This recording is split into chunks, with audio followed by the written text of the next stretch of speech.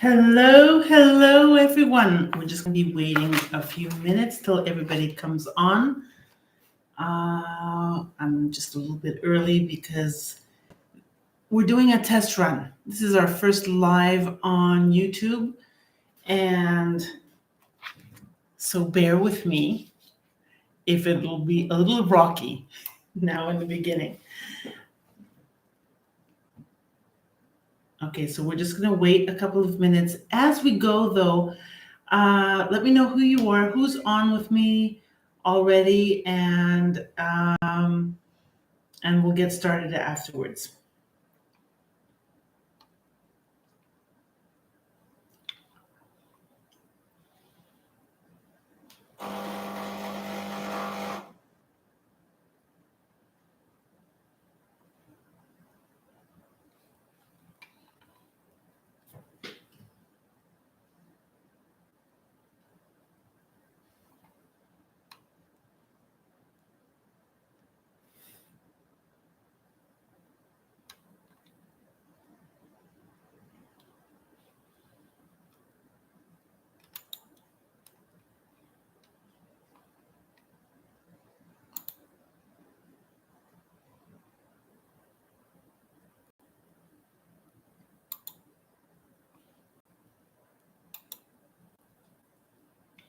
Great. It's 9 o'clock right now, and okay, we're getting there. As I said before, this is our first live on YouTube, so it'll be a little rocky, and it is a little rocky till I find how all this works. But I see a couple of people already on. We'll just wait a couple of minutes till more people come on, and we can start. This is interactive, so I would love to have your feedback while we go along. If you have any questions, feel free to ask me, and we'll go on. So this is a stressful period for everybody now in September. Children are starting schools, parents have their stress, teachers have their stress, everybody's running to get people organized, and then there's the children. Okay, so we as therapists need to help everyone involved, and so it can be a smooth transition for everybody. So I see people coming in. Let me know who you are. I think we could chat, right? Let me see here. There we go. Hi, Helga. Hello. Okay, so let me know who is who and where you're from. There we go, and there's Peter. The whole team is here.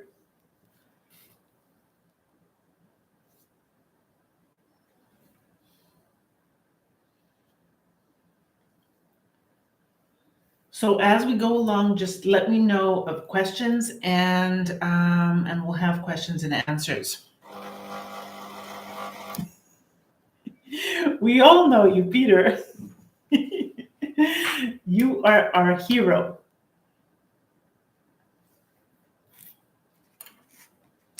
Okay, so I'm just going to start, and people will then, if they're late, they can see the video. It's always great to have people live because we also have that interaction. So easing the stress and the back to school stress. For those of you who don't know me, my name is Malvinaanninou. I'm your instructor today. I have an MBA, I have an MSc in neurophysiology and neuroanatomy, and I'm a candidate for PhD. I've been working with quantum biofeedback for the last over 15 years with a lot of experience. A lot, very successful, and I'm so happy, and I'm very privileged to be in this field. This field never ceases to amaze me. So let's go on.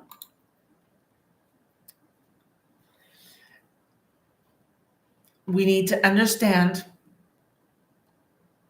what the back to school stress means and what it entails.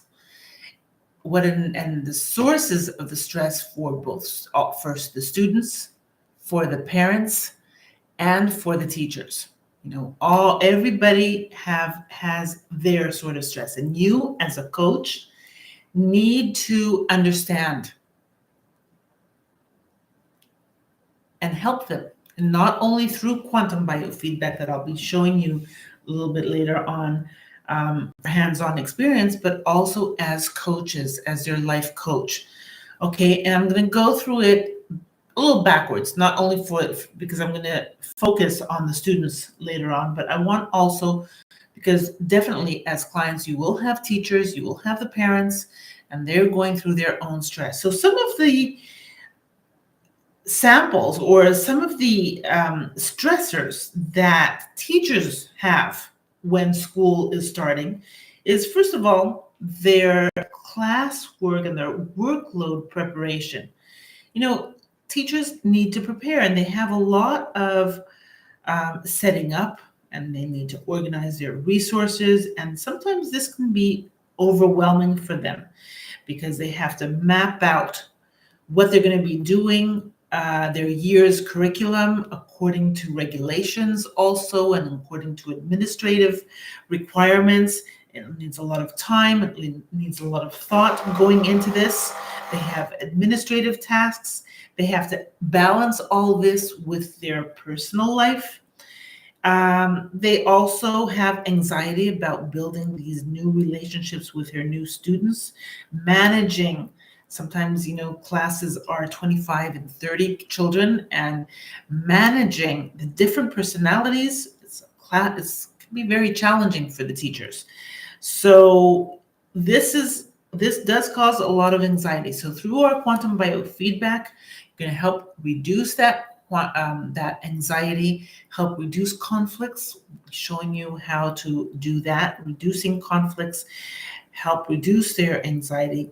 They need to also, some of the other stressors that teachers have is their academic standards that they have to have. They have expectations from them and accountability. They have pressure from the administration, from their students, from parents, and, all their requirements that they have to fulfill, and adapting also to changes. Every year is a new year, new technologies, new policies, new teaching methods that they have to keep up with. So it's very important to give them tips to help all this anxiety so they can cope with this. First of all, you need to do brainwave training on them to reduce their anxiety and help them plan and prioritize. Through brainwave training, they get mental clarity, right? They can put their jobs in focus in proper steps. So you help them with this. You also, as a life coach, you can tell them to, collaborate with their colleagues for resource sharing. They can set boundaries between their work-life balance and their job balance, setting a schedule and sticking to it. But another part of your job as a therapist is helping them be more flexible. So again, I'll be showing you how you can help them with this, reducing their anxiety, being more flexible, reducing their conflicts, okay? And also a must is practicing self-care. This goes for everybody, practicing self-care. So taking regular breaks, eating properly, getting enough sleep, doing their exercise. So all this we'll be going over, and I'll be showing you how we're going to be working on that. Okay. Now, parents. What do parents face as back to school stressors? They have to adjust to new schedules. They had a different schedule during the summer. Everything was more relaxed. They have to shift from the summer routine into early mornings and structured days. So this can be challenging.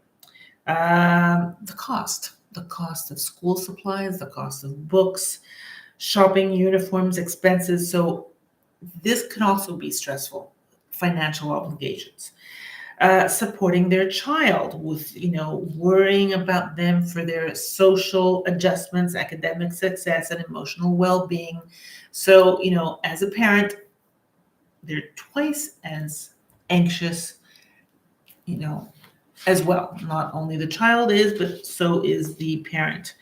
Their communication with their teachers, concerns. Are they going to have a good relationship with their teachers as a parent, as the child? And managing activities and logistics, transportation, after school activities, homework, routines. All this is challenging. So, also managing their own workload and family obligations and, their jobs, etc. So some tips that you can give parents, create routines early. If they're, most schools here start at the end of this week. So they still have time to start adjusting to new sleeping patterns. I always tell the parents, from now, start putting the child 15 minutes earlier to sleep, half an hour earlier to sleep. And every day go, because, from one day to the next, they can't go from going to sleep at 12 o'clock and going, to sleep at 9 o'clock. That's practically impossible. So slowly trying to put the child back on track with their time schedule of their sleep and their meal schedules before school begins. So that will be an easy transition. Getting organized, having a checklist for supplies, for schedules, keeping calendars visible, on the refrigerator or somewhere, where the whole family can see.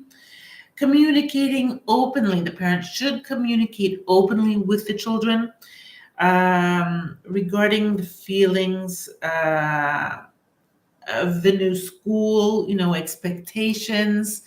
Sit down and talk.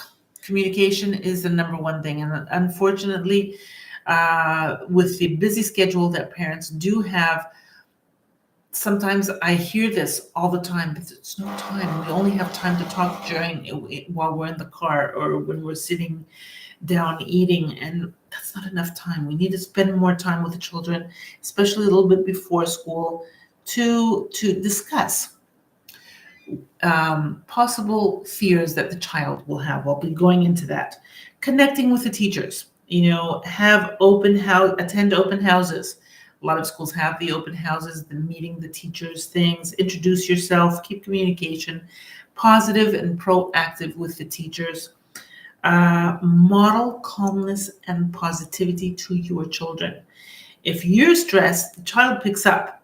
If the parent is stressed, that is, the child picks up the stress and they get even more stressed and upbeat. So, if a parent comes to you and tells you that their child is really stressed, not only do I do therapy on the child, but I also tell the parent, we need to do you too.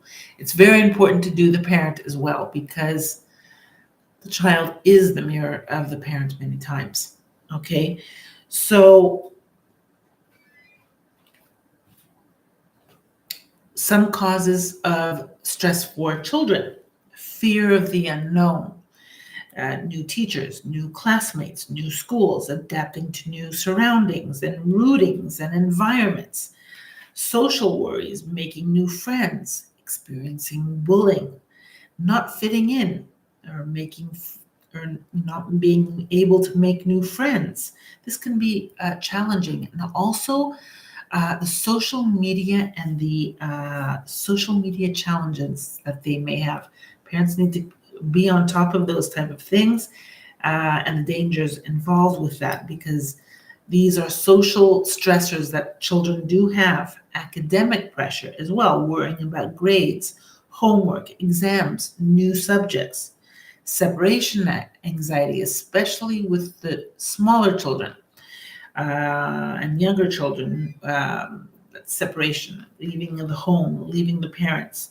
Change of routine, that also stresses a child. Change of routine. That's why we need a transition period. This 1 week or 2 weeks before school starts, getting back into the program, transition. So adjusting again to early mornings and structured days. I remember something that I used to do, and I do tell parents to do this, is, before school starts, take a route, show them the route, do a practice run. This will help them, and take them to the school even though it's empty.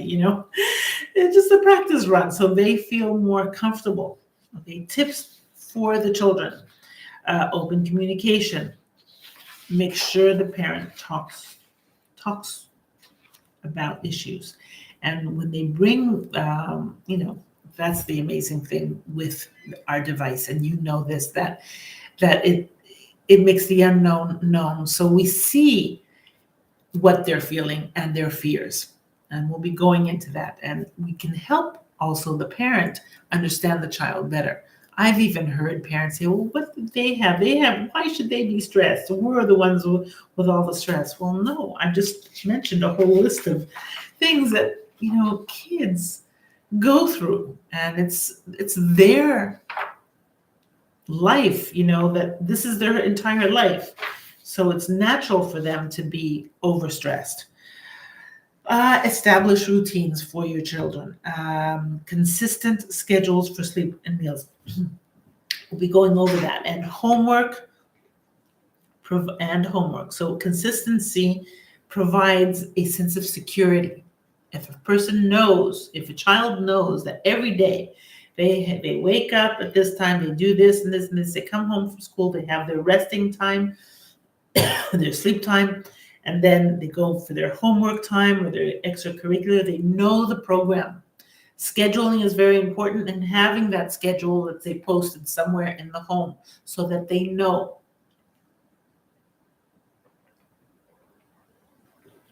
This helps reduce stress. As I said, visit the school. If possible, get a tour before school starts, because this really reduces the anxiety for the child. Build social skills. Arrange play dates at home and opportunities to meet classmates, especially the first weekend. When they go to the school, get phone numbers, get parents, make play dates. Okay, this is very, very important. Promote positive thinking. Remember, as I said before, the parent is the role model. And it's very important. This comes from the parent, the positive thinking, etc., etc. So remind them of past successes. Talk about exciting aspects of school and focus on what they have achieved. Okay, and even a mistake is a learning process. And so we say bravo and congratulations even for the mistake. A person who doesn't make mistakes doesn't get ahead. And this is what we have to express to our children. We need to make mistakes. Our mistakes is the learning process. And it's not bad to make a mistake, right? A person who doesn't make mistakes means that they're not doing anything. A person who sits there just doing nothing will not make a mistake, right? So, if we start teaching our children this, and that this is the learning process, it's okay. So we learn it. The next time we'll do it, they're going to do it better. So that's great. That's the positive thinking. We need to help them understand that. So when children come to you, you're going to be telling them this. The parents are going to be listening. So this will really help. Practicing coping skills. Teach the children to take deep breaths, do relaxation techniques and their biofeedback sessions, and arrange regular sessions. If they come to you with really stressful situations, I usually tell parents, during the summer, I know during the wintertime it's very difficult because there's so many obligations, and it's difficult to bring the child in during the winter time. So they may bring every 3 months the child. But in the summer, it's very important to bring their child in to get ready for September, to have a good school year. Okay, especially, this week I'm full of children. And last week, they're preparing for the back to school stress. Okay, so this is really, really important. And I always tell them, especially before exams, you need to bring them for super learning and brainwave training and reducing anxiety and having a clear mind. Okay, staying involved. Stay involved. This is a parent. A parent should stay involved with their regular activity and supporting their children, encouraging independence, what they feel they need to do, what they need to wear. Some tips in programming, always, the night before, it's very important to have their bag ready for their school, have their lunch bag ready, have what they're going to wear the night before. If everything is ready, then in the morning, their anxiety is much less. So this is really an important aspect of getting everything ready before going to sleep, and not spending a lot of time, of course, so that they can be to sleep at a specific time. So, each child has their own issues. We'll be going into everything when we go onto our hands-on therapy. Let's go on now.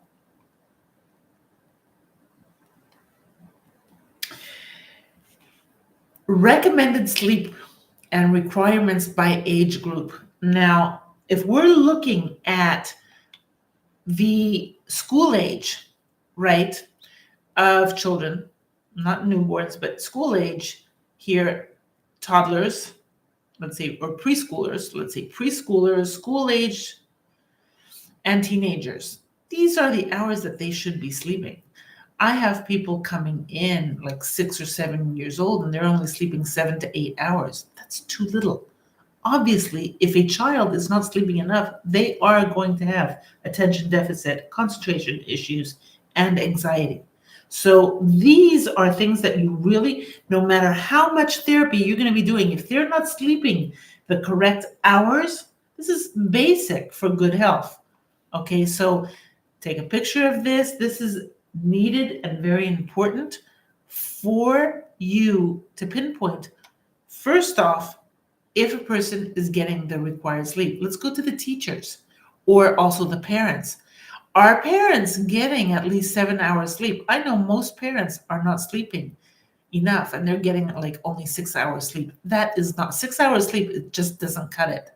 Minimum is 7 hours sleep, and 7 to 8 hours. 9 is great. 9 would be great. But if a person does not sleep enough, ask them why. Is it because they cannot sleep or they do not have time? So you need to, if they can sleep, then you're going to do biofeedback therapy on them. If they don't have time, they're not setting proper priorities and they're wasting time. And you need, as a coach, to help them on this. Okay? So teachers, parents should be sleeping at least 7 hours, right? And children should be sleeping according to their age group, the minimum hours of sleep. Now, 6 to 12 years old, this means that at 6 years old, they should be sleeping around 12 hours. As they grow older, like 12 years old, they can sleep 9 hours. All right? So have that in mind. As you know, the 6 to 12 is a big gap, right? So it goes reciprocal in the hours. All right? Same for the 13 to 18. When they're 13, they should be sleeping at least 10 hours, right? 12, 10 hours. So here, even 9 is little. They should be sleeping around 10 hours at 12 and 13. All right? And then they go to 8 hours. Okay, I know a lot of 18-year-olds that have too much studying and they're sleeping. They're sleeping around 7 hours because they don't have the time. Well, we have to see what they're doing with their time. Are they watching too much TV? Are they're not prioritizing correctly? Okay, so this needs to be attended. Next thing is the nutrition. Okay, so for nutrition, through nutrition, we do reduce stress and we do have mental clarity. And there are specific nutrients that we need to have as basics for increased concentration and anxiety that we'll be looking But, we need to know the theory before we start looking. I mean, even if you see certain vitamins that people need through our device, you need to understand what they're needed for and how much they're needed. So for anxiety, it's very important for a person to get enough omega-3 fatty acids, like walnuts, through flaxseed, like through fatty fish. In general, omega-3 is good for brain, brain function and reduces anxiety. Antioxidant-rich foods, such as vegetables, fruits, berries, spinach, beans, these are all antioxidants and they help reduce anxiety symptoms. Very important for both teachers, parents, and children, right? Limiting caffeine, especially for parents, but also for children who may drink Coca-Cola. That is like out of the question, right? Too much caffeine raises blood pressure, makes people feel anxious. Sodas, etc., and Coca-Colas, they may have too much sugar. They have too much sugar. It's not that they may have, sugary things. Obviously, eating too much sugar in your diet and having too much sugar does create less concentration, less focus, and more anxiety. Amino acids like L-theanine, which is really rich in green tea. Okay, so L-theanine has really good calming effects for the brain and helps a person focus better. Okay, another thing that's very important for concentration is also vitamin D, which is rich in salmon and fatty fish, obviously in the sun. But as winter goes on, vitamin D3 is reduced. Okay, so we need more for proper brain function. It's not only for bone. Okay, vitamin D is very important also for concentration. So eating properly with protein, balanced meals, healthy snacks throughout the days, making sure your child has good protein snacks during the day, leaving home with a proper meal in the morning, not breads, not sugary stuff, not croissants, that will not help their concentration. When I see children coming in and parents say they have an issue with focus, and you see them, they're eating donuts and they're eating this and that and all this sugary stuff. How quantum biofeedback is just one part of the whole picture. They need to eat properly. Okay, so that's really important. Hydration that we're going to be seeing, and electrolytes. Even mild dehydration can affect concentration. So children need to drink water regularly. Now, have this in mind. I know that in schools, and I've lived this through my children, in school, they're not allowed to drink. They don't allow children to drink during class. Then they don't allow children to drink. They don't allow that whatever's their water bottle. If their water bottle, I know this happens here in Greece. If their water bottle is in their bag and they leave the classroom during breaks, they're not allowed to go back in the classroom during breaks. So their water bottle is there, and again, they don't drink. I remember my children were like so thirsty when they were coming back from school, and I was like, why? And they were like, well, we were not allowed to drink, and my water bottle was in the class and I couldn't take it, and all this stuff. Okay, or in preschool, another thing. I remember in preschool, they were giving the children just so much water so that they don't always need to go to the bathroom. That's another problem. So this has to be investigated, and you have to find a solution for your child through your teachers, etc., that the children need to drink enough water. And especially if you see them dehydrated through the FarHope, okay, we see this in our device. And if they are dehydrated, they need to You need to specifically tell your child you need to drink some water before class. During your break, make sure you take your bottle out of the classroom, you break, okay, so that you drink water. I have had children have epileptic or fainting spells and epileptic issues, okay, because of dehydration or because of not eating properly and their blood sugar falls. Okay, and this is just a matter of not programming themselves correctly. So, this, our device tells us everything. Okay, but it's not just a matter of pressing buttons. Remember, a part of our therapies is also the information that our device gives you, our software gives you, the artificial intelligence of our body and of the device, what it's telling us, so that you can have more information of what they're doing right or wrong. Okay. So other tips that you can have, let's say quick snacks like nuts and seeds. Yogurts are really great in the morning, having yogurt with fruit. All right. Minimize sugar and excess consumption for the parents as well. Minimize alcohol, because that also reduces cognitive performance and increases stress, right? When a person drinks. And, a lot of people may tell me, well, I only drink like 1 or 2 times a week. That's still a lot. Okay, so have that in mind, because as we age, our hormones change, especially if women are going through menopause. All right, inflammation does tend to increase in the body. So we need to be more careful of what we take in. So again, reducing alcohol, reducing caffeine. It's very important. So a holistic approach of reducing stress.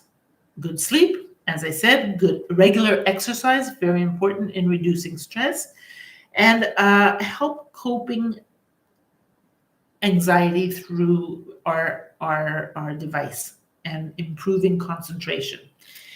Something else that plays a role in the vitamins that we're going to be looking at is also zinc levels. Zinc plays an important role for anxiety and concentration. So we'll be looking into that.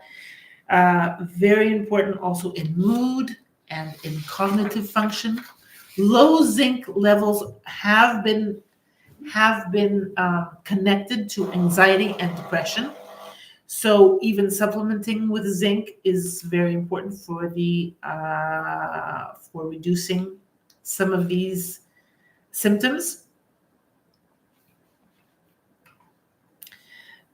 Research has shown that the deficiency of zinc can negatively affect neurotransmitters and neurogenesis. That's the growth of new brain cells, right? And in general, it also reduces the antioxidant function for mental clarity. All right, so zinc is very important, not only for the immune system and for inflammation, but for these reasons that I've just mentioned. Protein's role in mental well-being, again, helps with neurotransmitters, helps with serotonin and dopamine, plays a very important role in the mood, the focus, and concentration. So having proper protein, lean meats, fish, dairy, eggs, all right, they support anxiety and concentration. Next off, brain function for better focus and concentration. When we're working brainwave training, these are very important parts of the brain to help increase concentration and focus. The prefrontal cortex is very important. It's many times called the thinking part of the brain. The prefrontal cortex is located here in the frontal lobe. It's very crucial for attention, for planning, for decision making, for self-control. Okay. It's very effective for concentration. So when you have a person needing that extra boost for exams, etc., prefrontal cortex will be working on that, helps hold the working memory. The parietal lobe, especially the posterior part of the parietal lobe, helps process sensory. Many times we usually say the parietal lobe is for the sensory, especially the eyesight, but it also helps for processing information and being more attentive, because if we can see better, we are more attentive. So it's logical. Okay, so the vision part. Anterior cingulate cortex helps monitor distractions. When you work on this, it helps people, focus more, helps you stay focused on tasks. So if you hear a person, well, they get bored easily. Okay, the anterior cingulate cortex, you'd be working on that. The basal ganglia, that is also for high stress. Okay, it helps for increasing motivation, initiating movement, help for goals, making goals and activities for goals. The thalamus also helps send sensory signals to different parts of the brain and helps regulate alertness and attentiveness. All right, so these are the parts of the brain that need to be we need to concentrate on when we're working on concentration and better focus. Another part is also the reticular thalamic area that they have now, in research in the Stanford Medical University, they have found that autistic behaviors is associated with the reticular thalamus. So we'll need to be working on that to reduce anxiety there. So let's go. Let's go. One moment. Let me close this.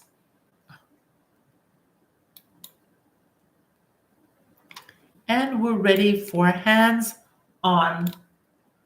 Oh, let me see.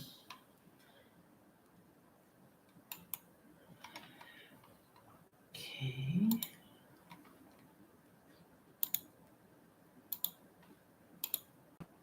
Right. Okay. So I have put a child here for our webinar purposes. A 5-year-old child. Okay. Now let's first look at, I did the testing for time purposes.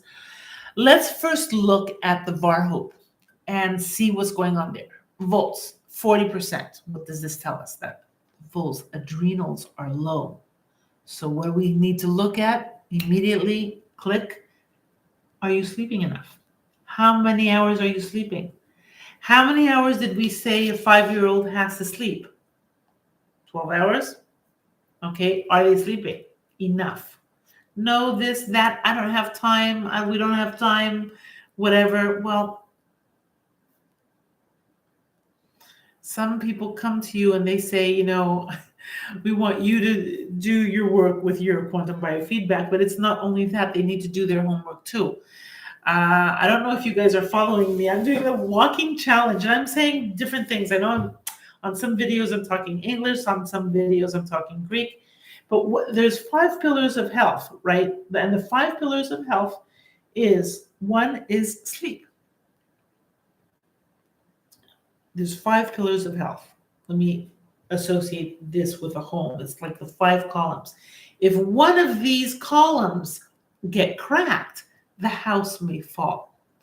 If you associate this with your body, if one of these 5 pillars crack, the body may fall. And that's when symptoms come up. The body cannot work properly. So sleep is one, nutrition is the other, hydration is the other, exercise is the other one, and reduction of stress. Okay, so that's 5 pillars of health for proper health. So the one pillar here for adrenals is 40%. It's telling us that the kid is not sleeping enough and they are tired. Amperage is brain function. Brain function also gives us the indication for serotonin and neurotransmitters, but in general, brain function, it's only at 48%. For brain function to get up, what do we need? We said so many things so far. We said that we need the nutrition, we need the sleep, right? We need the zinc, we need our biofeedback. So we'll need to work on this. Resistance is great. It's at 82%. Resistance is, it's kind of like, means that there is not, the resistance is low if it's high, right? It's a little backwards if you kind of like, want to think about it. But the resistance that is good. We want the resistance at 82%. It's a good resistance level. That's what this is telling us, that toxicity is low, and maybe there's not that much resistance. Okay, and that could be either toxicity, it can be emotional, needs more investigation. Hydration, 87. Well, here the hydration is good, but I'm going to tell you another thing.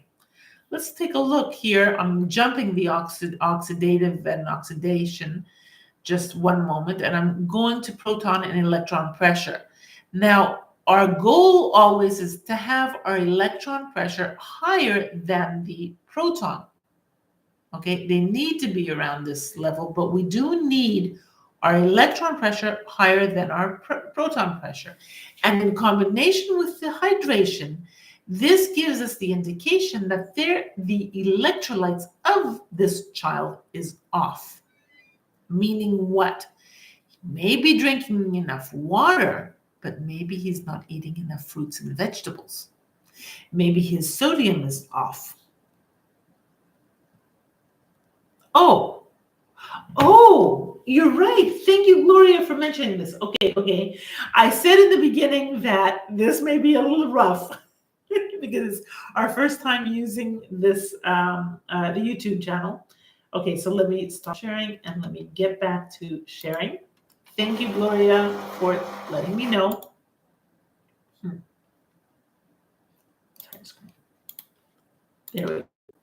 There we go. Thank you. I was talking so much and I lost you. Okay, so I was talking about the Varhope this whole time, these numbers here, and now I went to the electron and proton. If you have any questions, I can repeat it. All right, I was talking about the volts, the amperage, the resistance, the hydration. I jumped the oxidative and I went to the electron and proton pressure, that we need to have more electrons than protons. And in association with the hydration, this is giving me the indication that the child is drinking enough water, but their electrolytes are off, okay? Because we do need electron pressure higher than proton. This is giving me the indication that the child is not eating enough fruits and vegetables, and maybe also salty. Sometimes because also another thing that happens, if a person drinks too much water, okay, that's also not good. Balance, right? Because especially in the summertime that we are sweating, okay, and we may be sweating, and maybe we're not eating enough salt, because electrolytes is also salt. It's also potassium. It's also magnesium. It's everything involved to have a balance. All right, so we need a balance. If a person is drinking too much water and they're not getting enough of those things, the salt, the good salt, right? The good salt that has a lot of nutrients, all right, and different, minerals, all right, that will balance. If you're drinking too much water, then and not enough minerals, then the balance is off. Everything is a matter of balance. All right, so these two numbers are in combination. You have to understand. Okay, oxidative stress or oxygen dysfunction. Okay, this is at 85%, so that's a good number. Okay, 85% is a good number, and that can either mean that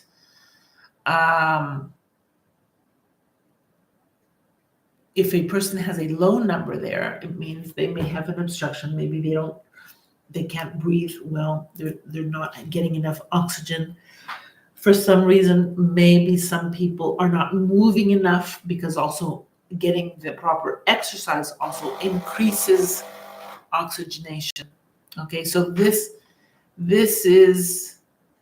needs investigation to why it may be off. But in this case, 85% is a good number. Cellular vitality is 7, which is above normal, which is great. Cellular vitality.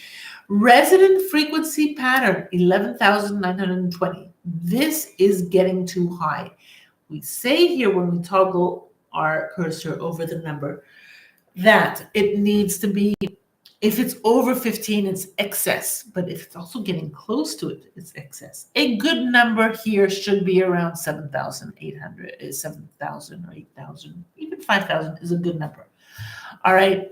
But high numbers and getting close to the excess nervous energy means that stress is building there. So the child now hasn't started school, starting school at the end of the week, and stress is building. Okay, parents are getting stressed. So, we need to give him some help. So some of the tips I gave you before for the parents to do with a child is a good idea to go and do them to reduce the stress. But the major thing, just from the Varhope, they need to sleep more. They need to get more electrolytes. Electrolytes help relax. Gives energy on one hand, but also helps relax. And the electrolytes will also help with the brain function. Okay? All the other numbers are great. Phase angle, which shows us the mitochondria, is fantastic. Phase response, the organs are working normal, and the energy in the whole entire cellular structure is working normal. That's the impedance. So from the Varhope, I got the information. The information right now is that they need to do their homework for their sleep. They need to do their homework for their electrolytes. All right. And for, maybe we're going to look into the nutrition as well. Let's take a look. Now, first off, we look at our little blue box. What are the high numbers here? My highest number here is physical. Interesting. Well, the kid's not sleeping enough. The volts are only at 40%. That's number one. And we have to see what else is going on with the physical. There is mental thoughts going around and social and spiritual stress as well. Okay, so that needs to be addressed. All right. Now, things I like to filter. I'm going a little fast, all right, because just going through key points. People who, a lot of you have already done lessons with me, technician courses and specialist courses, so you know how we work. So I'm just giving you key points, all right? Next week, by the way, for you beginners, if you wish, you can, get registered for the technician course, and the specialist course is starting on Monday. So any of you wanting to attend, get in contact with me so we can arrange this week registration. Okay, so that's why I'm just explaining. That's why I'm going a little fast. So here in the search, we first want to let's take a look of brain. Let's see what will come up. Brain.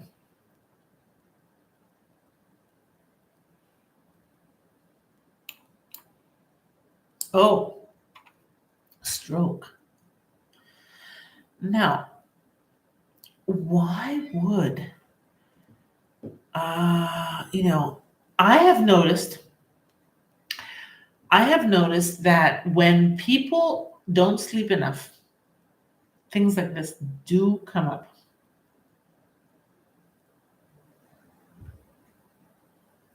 Okay, heart attack, stroke. Now, a 5-year-old kid, yes, it can happen. If they are stressed and they're not sleeping correctly and they're not eating correctly and they're not getting their electrolytes, something like that may happen, and it's coming up. Tissue salts, brain tissue salts. Salts. The electrolytes were low. Let's see what else. There, the eye bright. Psychic eye bright is it's a flower essence for psychic perception. Okay. Remedy for headaches. Epilepsy. Narayani for the remedy for epilepsy is coming up.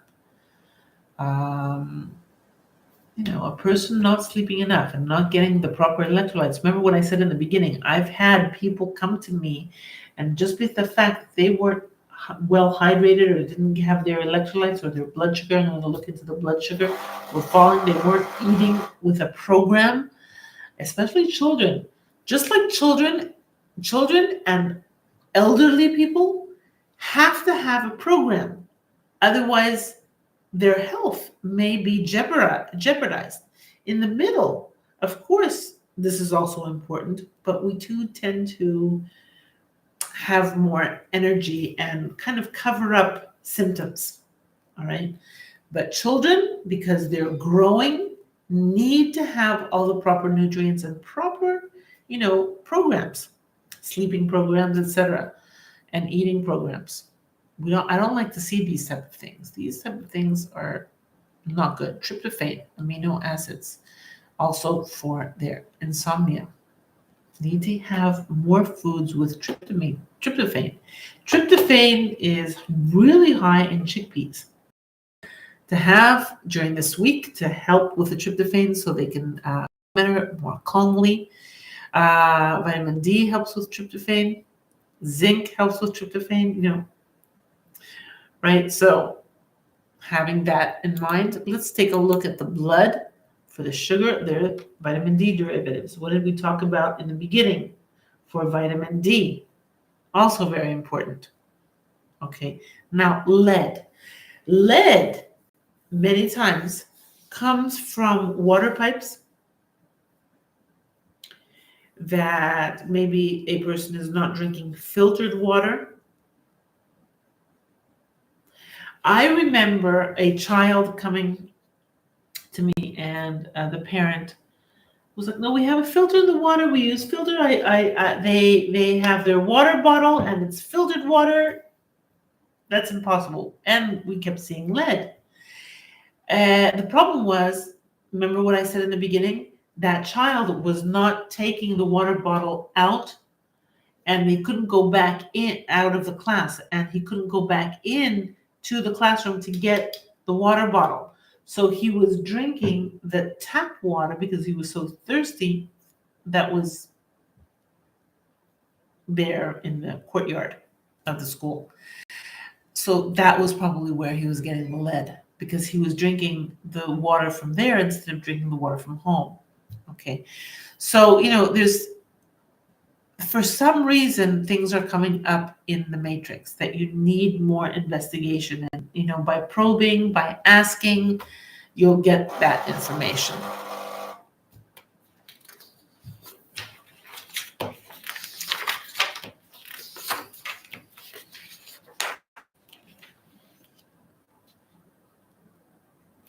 Let's look at the amino acids.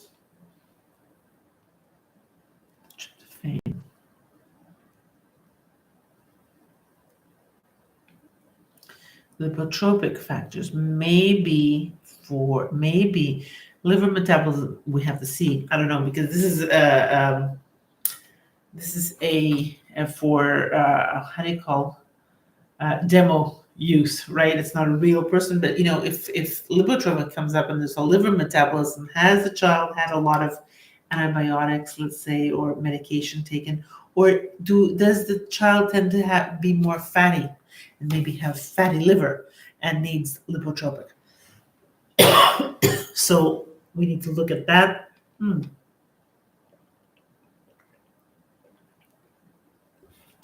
Uric acid, why would that come up? Uric acid usually comes up if they are not drinking enough water. Hydration, remember, was enough, but the electrolytes were off. Something's going on there. So more fruits, etc., to help with the uric acid. Now, another thing that we want to, let's say, filter and see are the vitamins and the minerals afterwards. Vitamins. Let's see, D derivatives, the B's are very important for brain function, okay? Let's also take a look at melatonin for sleep. Melatonin levels are fine. These melatonin levels are fine. So it's not a problem with the melatonin. Usually people with melatonin problems are elderly people. Okay, but the growth hormone, let's see that. Since the child is not sleeping well,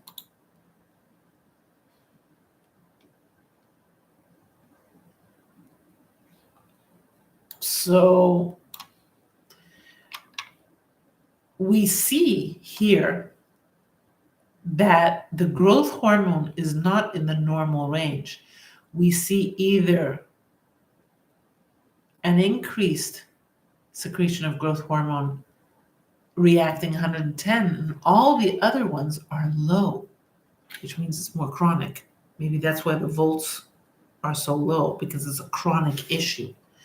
So, we need to understand what's going on and fix this sleep issue for this child. Next thing, let's load our first items here. Let's also look a little bit at the Bach flowers here. I love looking at Bach flowers because the Bach flowers gives us that psychosomatic issues that the child may need or the person may need a little support on. Bach flowers work incredible. Okay, a few drops under their tongue really helps. Rock water Bach flower for self-denial, self-repression. Okay, setting too high standards for self helps to hold ideals with flexibility. Okay, maybe this child is inflexible because he's still young. So, maybe he's saying, I can't do this. This is too difficult. So he's setting too high standards, the perfectionism. Okay, so rock water Bach flower may help. A few drops under the tongue. Okay, let's look at the emotions one moment. Desire for things to be different. Okay, exposure to air conditioning, logical at this time of back to front. Okay, now front to back. Remember what I was telling you about the prefrontal cortex? Okay, that's the prefrontal cortex. Remember, is the thinking process and the communication from front to back. All right, there's something going on there that needs balance. Okay, and emotional stress, what he wants and what he was feeling, what his wants are being compromised. Okay, he wants things different in his life. Okay, so let's start. Short sarcos, first off. Let's work a little bit the brain and do a general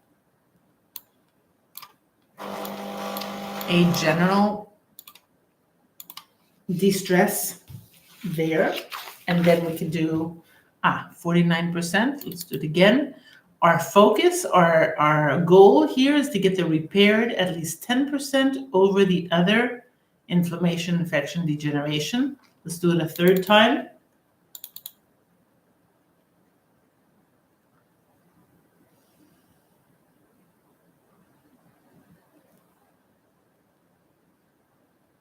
Only 1%. Okay, so you can do this a couple of times over and over again till your repaired is done. I'm not going to do it now because of time purposes, but you get it.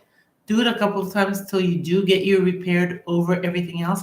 And then you can go into the more specifics, working the frontal lobe. When you click on the specific word and area, then you're working that specific area of the brain, the frontal lobe. Remember, we talked about the prefrontal cortex for the concentration in the beginning, right? For the thinking part of the brain, and for motivation and planning and decision making, frontal lobe. The parietal lobe, remember we were talking about, it's the perception. Parietal lobe here is processing what a person is seeing and maintaining attention. So that's the parietal lobe here, okay? Basal ganglia, remember we talked about that. This is supports also motivation, basal ganglia. This is for focusing on goal-oriented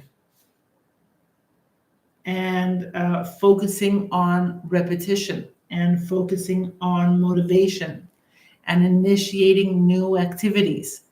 Basal ganglia also is very important for reducing stress. Reticular formation, remember I talked about that in the beginning too, that is associated with autistic behaviors. So anxiety, all right?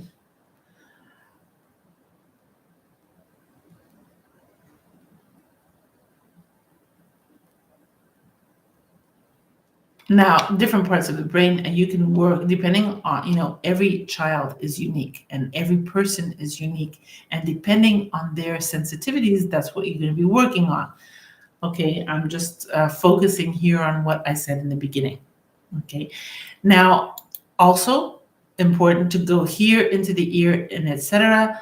Do the endocrine, warm up that endocrine for hormonal balance, very important. Also work on the organs of elimination, kidneys, the large intestine, the liver, the lymph, the small intestine. All right. Organs of elimination to help unblock toxins that may stress the body. All right. Now, you can then go into the risk panel. Now, the risk panel. Look what came up for this child. Food poisoning is the number one thing. Interesting, right? What has he been eating this summer? Food poisoning is not food that has gone bad, but that the food he is eating is poisoning him. It's not good for him. What I have noticed when food poisoning does come up, it usually has to do with the blood type. That the food that he's eating is not according to his blood type, or he's just not eating good food and he's eating a lot of junk food, processed food. So it's one of those two things. That's what this means. All right. So this needs more investigation and sitting down and teaching the parent and the child what needs to be done. Now, of course, the child cannot change this from one day to the next. It's obvious, right? I mean, if he's been eating processed foods all his life, he's 5 years old, you can't go tomorrow going, he'll get sick, right? Because he's used to this. So what's his favorite food? Let's say it's macaroni. Okay, if his favorite food is macaroni, then on the side, he'll tell the child, the mother, the caretaker, or whatever, do the macaroni, but then have the side, put new things in. Always have a salad. And I always tell the children here, you have to have 7 colors a day. You have to eat 7 colors a day. And they're like looking at me with the big eyes. And what are the 7 colors? White, let's say white, green, red, orange, and we start counting. And that's why, they have these little plates here in the, jumbos and stuff like that. They have all those little sections in the plate where you can put different things and they can eat. Children like colors. All right. So see what the favorite food is and start hiding things in there, putting things there, and start experimenting. The child needs to change their type of eating. That's what this is saying. Circulation. This is interesting how this is coming up. And circulation, remember what came up in the matrix with stroke. Okay, that's awful. And I don't even want to think about something like that. But it's coming up. Okay, so he needs electrolytes. He needs sleep. He needs proper food. Amoebas also are coming up. So respiratory, stress, emotions, parasites and amoebas in the top section. These need zapping, but these are probably there because of this, okay, of the food poisoning. So this needs to really be addressed, okay? And all this are his high stressors and emotional risks. It's not only the psychological, but all these are contributing to the stress of the child. So what we need to do, cognition, cardiovascular, infection, and bacteria. A lot of the immune issues are coming up. Hydration is there too due to the electrolytes, toxicity, and kidney. Okay, so let's load everything that's over 90 and treat. So now you can open your body viewer. The moment you load everything in your risk panel, you have put them on piggyback here, and they can run indefinitely here. What I'd like to do here in the body viewer is go to the brain and load all of them first, and load the entire brain for the proper brainwave training. So we got rectification 127. Now notice here that the child has all these stressors and he's in adaptation mode. Although his volts were 40%, remember in the Varhope, he's not in exhaustion phase yet, but he is in adaptation phase. He's used to all this. And he's usually people who are in adaptation phase are also symptomless. Okay, so that you have to explain to the parent that, all this I'm seeing, they're not having symptoms yet. When the person starts getting symptoms, they're going to start having symptoms when they're in exhaustion phase. I'm going towards exhaustion phase. Okay, now they're still symptomless. So being symptomless is not good either because it hides all these factors that's going on. But we're lucky that we have our device and we see the unknown. Okay, let's close here. Now, something else that we do want to go to and work on is in the universal biofeedback therapy. I love doing the vagus, the parasympathetic, sympathetic, and the oscillation. But, I'm not going to do it now. Most of you have seen me working this. We do want to work this in a circular manner, but since we're talking about concentration, we're talking about brainwave training, we need to do this. Let me show you. Start here and close, and let's do the brainwave pattern therapy here first. Let's see what's going to come up.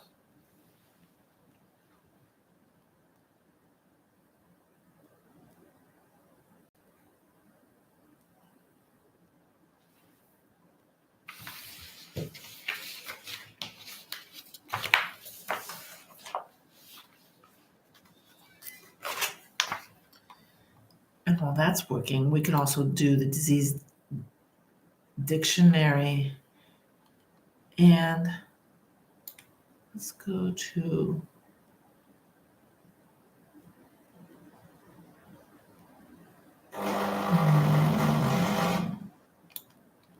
brain attention deficit.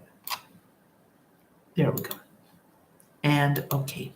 And quick calibrate and quick test. So let me just finish with the disease dictionary. And it came up 36%. Interesting.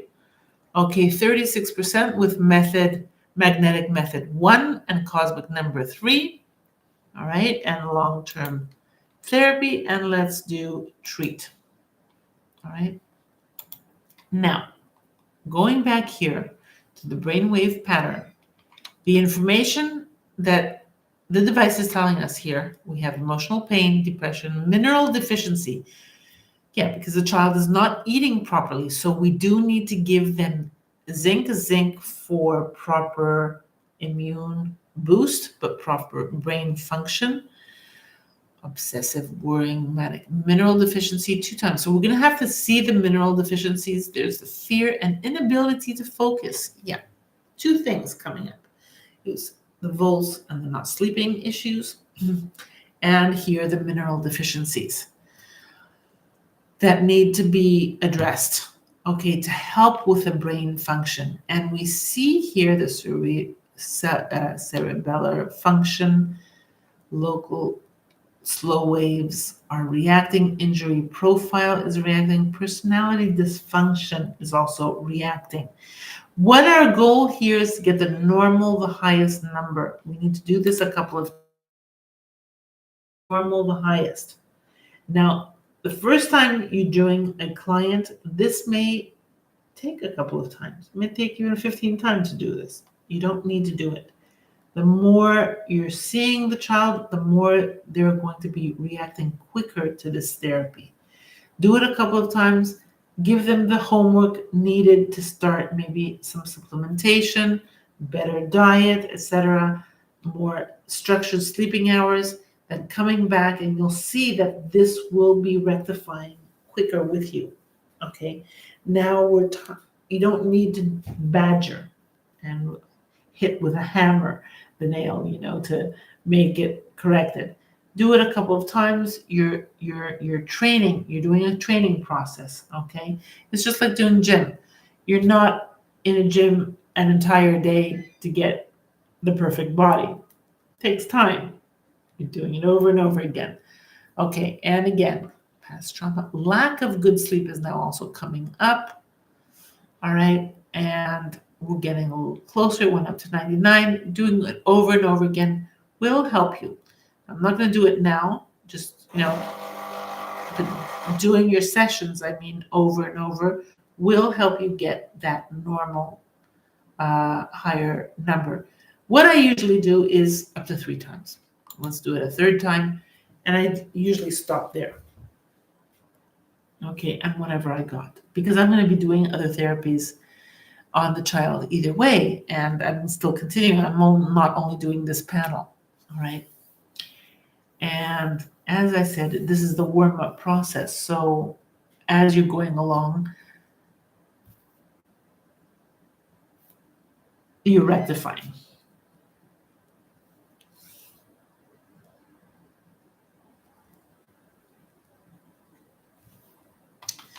So on a piggyback, I have the body viewer that has loaded those parts of the brain. Let's put inflammation. Okay. Let's put stress release. Let's put trauma injury because some kind of trauma was coming up there. Let's put psychological relaxation and phobia because fear was coming up, and anxiety. And let's click on infinite run so that it can run without stopping. Now look, the 3rd time around, I got all of them except the epileptic form under 100, which is great. I still need still lack of good sleep, still coming up, but it's came up twice, and the mineral. Those are 2 homework things that need to be done and addressed. So I can go to the next step of Delta for insomnia. So sleep pattern. the attention deficit, brain fatigue, and LEAP. Let's do that one and calculate and continue. UHF disorder detected in cingulate gyrus. There we go, for that part of the stress part of the brain. Do you want to do treatment? Yes.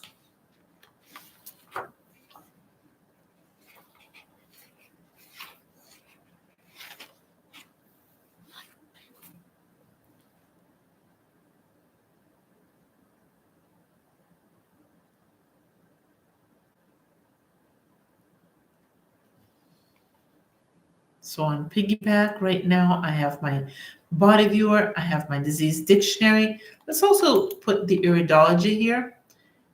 UHF detective in frontal lobe, motivation. Do you want to do treatment? Yes. So it's giving us some kind of indication here. And what I'd like to go is into the anatomy, and let's do an unconscious choice. Now, the heart is coming up. Maybe for the heart, the center of emotions and circulation. Let's leave it there. Okay, so that the heart can be pumped better, ease inflammation, lessen infection. Okay, so those disorders were finished and we're ready to do this panel here. Let's do the dyslexia and dysphonia repair, and let's see what's going to come up.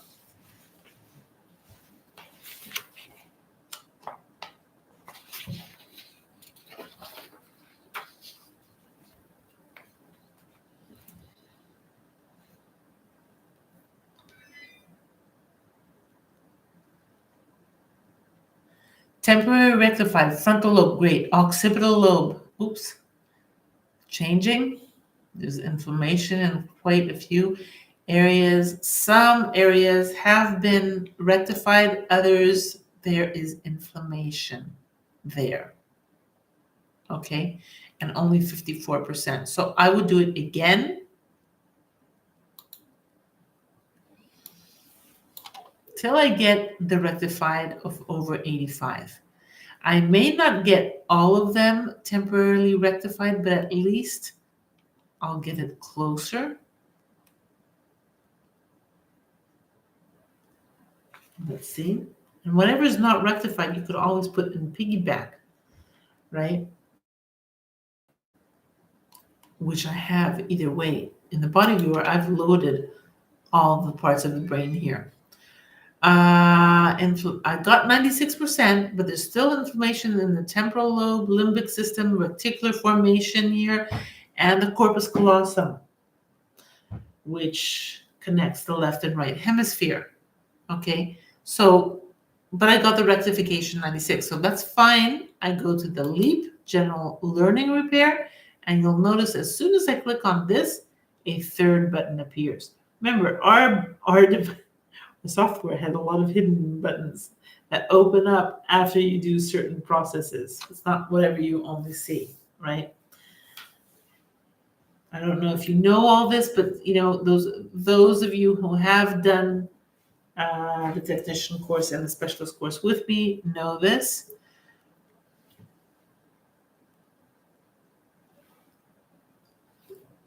So the LEAP general learning repair, we got 100%.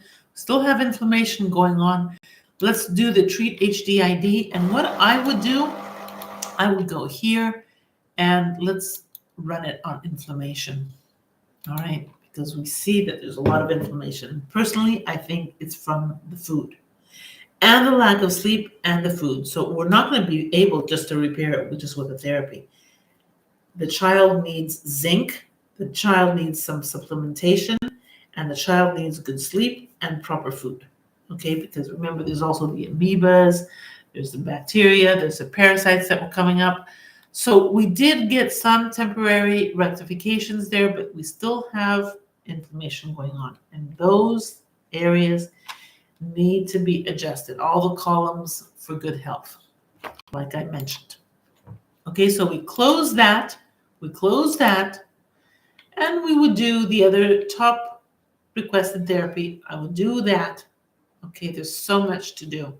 This topic that I've opened up is endless. Okay, but I do want to go over some important factors and important panels with you that you may or may not know. Okay. I would though finish with those panels, and then I like to go here, first of all, in the nutrition panel, so we can set the nutrition right.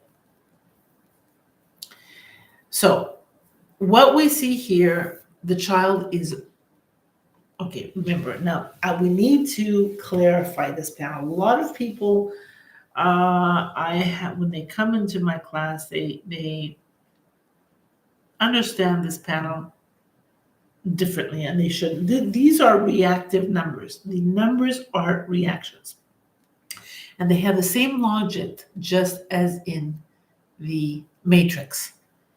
The items over 90 are highly reactive. The items under 60 are chronically reactive. It doesn't mean that they have too much of, let's say, vitamin E and too little vitamin C. No, the numbers are telling us how reactive they are, not how much they have it. So what this is telling us is that the issue with this child is he has a chronic issue of vitamin C. Usually vitamin C is deficient, right? Because it's water soluble. Vitamin C is something that, you take today, tomorrow, you need another dose.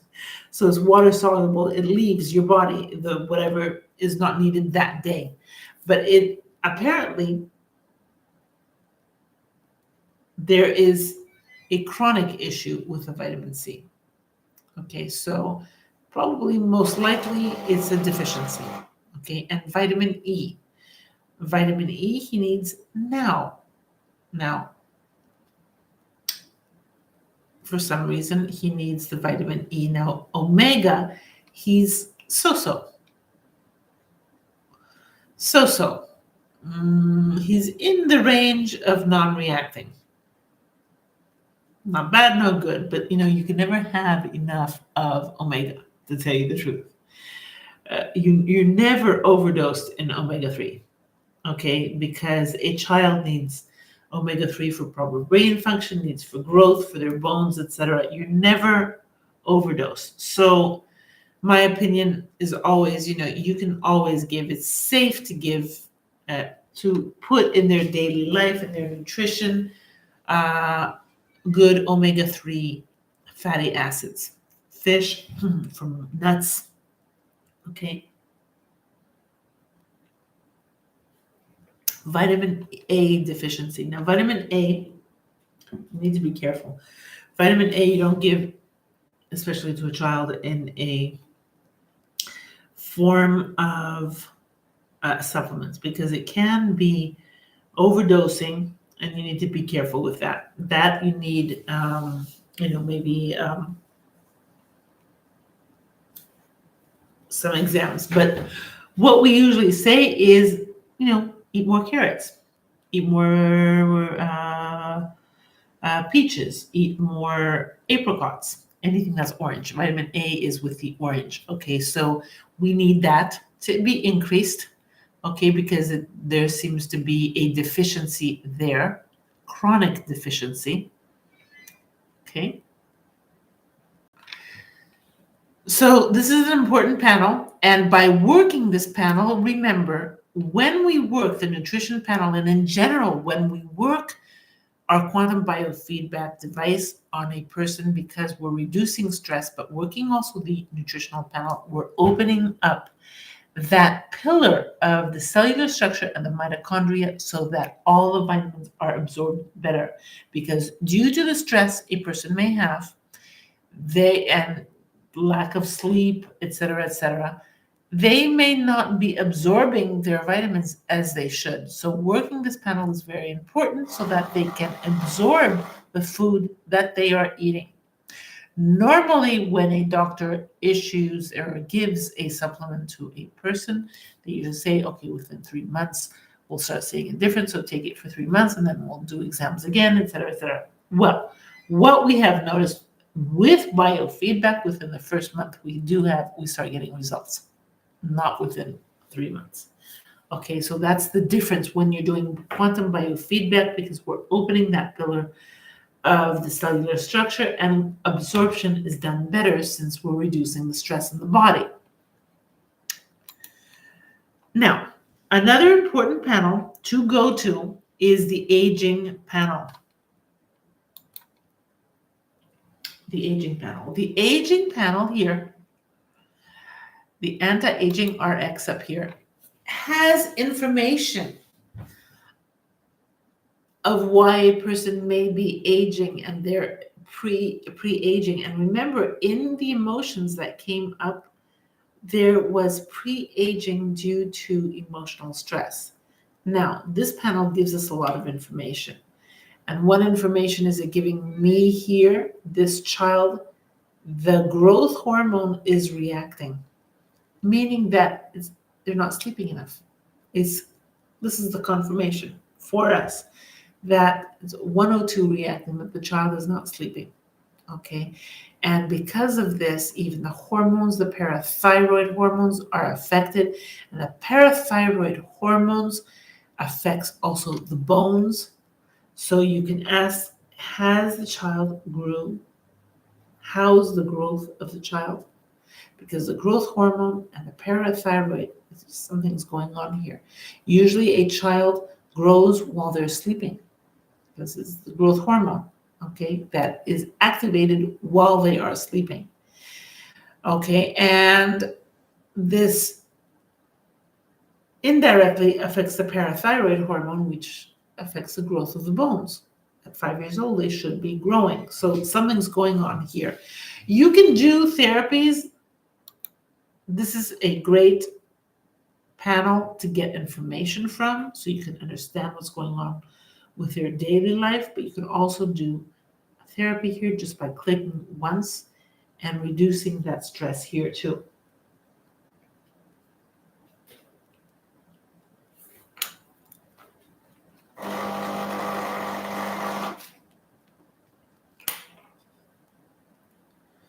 So you'll notice that from 109, let's see where it went, where it's going to go as soon as we see the progress bar here.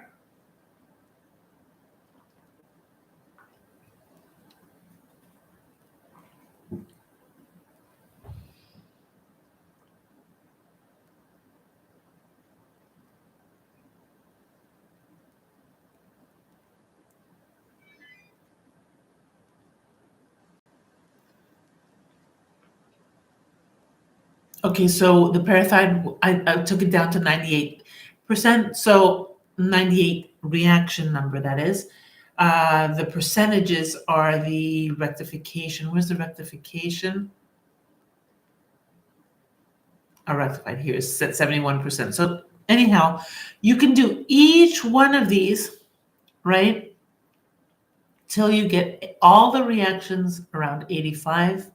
That's where we want, and we want the rectification also over 85. So remember, these are reaction numbers. It's different from the rectification numbers. It's different, the reaction and the rectification, okay? So yeah, you can work this. Another important panel that needs to be done is the NLP. NLP, before I go into the NLP, I want to also go into the muscular re-education for athletes. Then I will go into the NLP and I'll finish because your time is also very precious and I know it's getting late. So just really quick, the athletic program, we are athletes in life, right? So the athletic program is not only for athletes, but it's also for all of us. It gives us indications of what's going on in our hormones, but it's also giving us other information, like down here, emotional conflict. Look, this child has issues with himself. The conflict, the highest stressor is with himself. Okay, and remember with the Bach flower, he puts too much high expectations. The Bach flower that came up.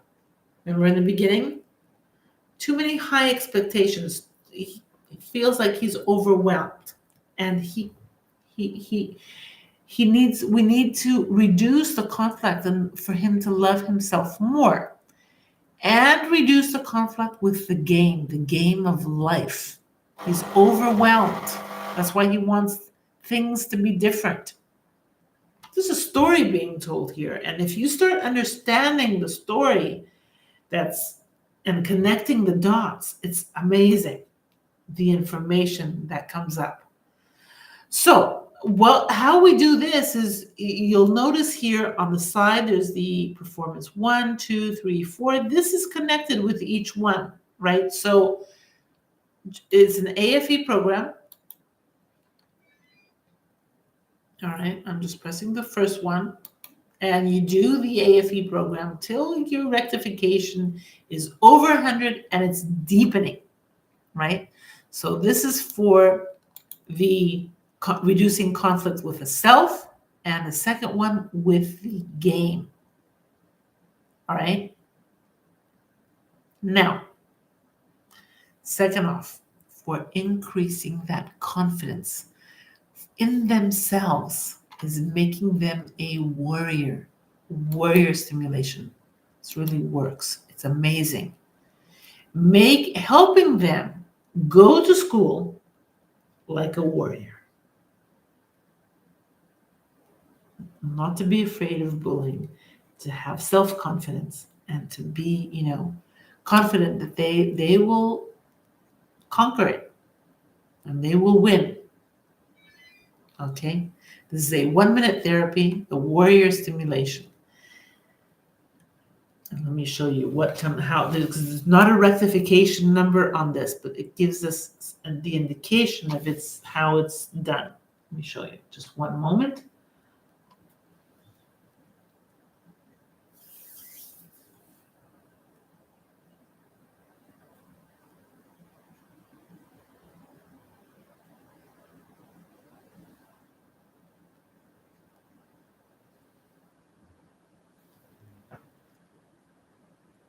Okay, so great. This is where we wanted it. Look, what we want, the rectification, is this little bar to be in the zone. Means that the brain is balanced. Okay, because we did some brain training beforehand, and we've put everything on piggyback. Okay, so with just one little warrior stimulation, we got it to the zone. But many times it doesn't get there.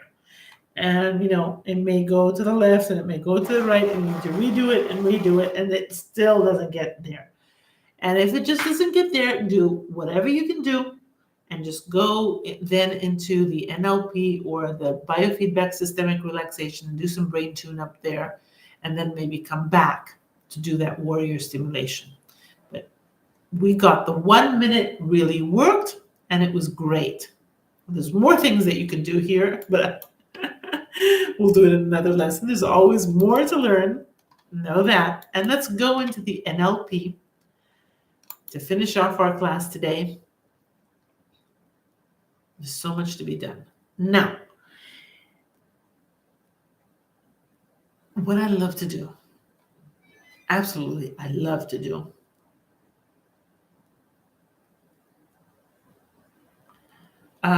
is the superpower stimulation beauty perception. Okay, beauty perception helps the person look at things with another on the other side. Looking at things more more positive. So seeing the beauty in even difficult situations. Beauty perception is very important. Okay. Now, there are other therapies that help with reducing fear, and and here I like to do always the unconscious choice of therapy. Unconscious choice, anti-aging, anger, here we go, and relaxation. So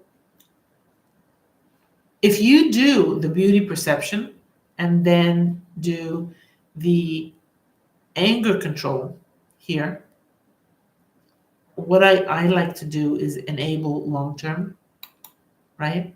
Enable long-term. And these become AFE programs. Remember, the AFE programs are always stronger therapies that go deeper. So you can do the anger control to help with this stress, because apparently, there's a lot of stress going on with this child. There's a lot of anger and desire for things to be different, emotional stress, but it's also the food and the non-sleeping and all that's feeding that. Okay, so by doing the therapy, it's just that one step, and if they do those changes within their daily life, they will be a lot better. And they can also do the relaxation therapy. And there's so many things. The NLP is full of therapies that you can do to help reduce that stress in either the child, the parent, or the teacher. Okay, and help with better planning, better focusing, being open to new ideas, and being not being resistant to change. Okay, and last but not least, I would always close with covert thought pattern, which I absolutely love to do. It's one of my favorite therapies because it really unblocks conflicts and inner conflicts a person has, and it helps a parent understand their child better and what conflicts they're going through on these levels. So if you do step 1, step 2, step 3, step 4, on a social level, we see that this child is angry, okay, and he's doing reckless things. He's not careful because he doesn't have focus, obviously, because he's not eating right. He doesn't have the vitamins he should have. He's not eating. He's not sleeping correctly. And there's a lot of anger coming up. On a personal level, again, just carelessness, because obviously there's not enough focus on what he's doing. And this is causing an anxiety. This is causing him to be anxious. He's easily distracted. This is interesting. Look, careless, reckless, easily distracted, obsessive. When he gets something in his mind, that's why he's getting angry. And he's not realistic because he's tired. When a person is tired, they can't think clearly. And he needs more courage because he can't do things. He's putting high expectations and he can't do it. So what we do, we click on each one once, or double click, and put it on the white panel. You do each therapy, click on the white here, and do each emotion by itself till the rectification is over 85.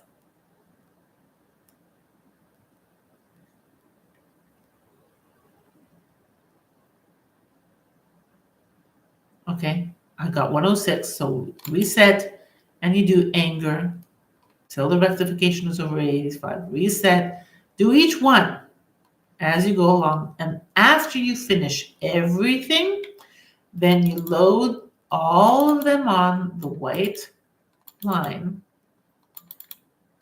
right? And you see them all loaded there. And you click on Build Enlightenment, and you do an AFE program on all those emotions and, unblocking and building that mental power stimulation. As I said, this is one of my favorite therapies, and I like ending this with it and letting them run and deepening and getting a better therapy and making them feel happy. This panel makes a person feel happy. It unblocks their blockages. Okay, so I hope you enjoyed our lesson today. Sorry for the roughness in the beginning. This is the first time that we work this platform. Now through YouTube, I'm sure that each one of you can choose your languages, that you can have subtitles. YouTube generates automatically the translations. So each person could watch this video and have the subtitles in the language that they wish. Okay, so that's great. Technology is great. Use it, and that's why we're using it. On Monday, we are starting our technician and specialist courses. So whoever wants to attend, please get in touch and we'll to register, because you can have it with the subtitles now. Okay, so sending you lots of love and light, and stay tuned. Soon we'll have another webinar, I'm sure. Bye-bye.